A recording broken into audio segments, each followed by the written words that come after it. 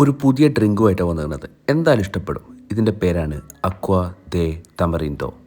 Yes, നമുക്ക് വേണ്ടത് പുളി തന്നെയാണ്. സ്വീറ്റ് താമറിന്തോ വാങ്ങിക്കാൻ കിട്ടും. അതാണ് വേണ്ടത്. നമ്മുടെ സാമ്പാറിന് ഉപയോഗിക്കുന്ന വാളംപുളിയല്ല കേട്ടോ.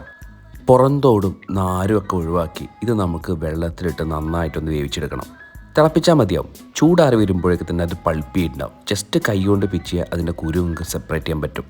ഇനി ആ ബാക്കി വന്ന സംഭവം കുറച്ച് വെള്ളവും കുറച്ച് അതിലേക്ക് നാരങ്ങൻ്റെ നീരും അതുപോലെ തന്നെ ആവശ്യത്തിന് പഞ്ചസാരയൊക്കെ ആഡ് ചെയ്ത് നന്നായിട്ട് മിക്സ് ചെയ്യാം. ഇനി ഒരു പാത്രത്തിൽ അരിച്ചെടുക്കാം കേട്ടോ. ഇതാണ് നമ്മുടെ ബേസ്.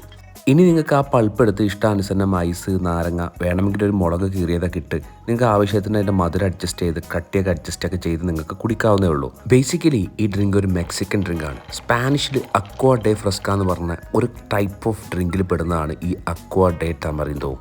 നിങ്ങൾക്ക് എന്തായാലും ഇഷ്ടപ്പെടാതിരിക്കാൻ ഒരു സാധ്യത ഞാൻ കാണുന്നില്ല എന്ന് പറഞ്ഞുകൊണ്ട് ബൈ ഫ്രം ആ ഹരം.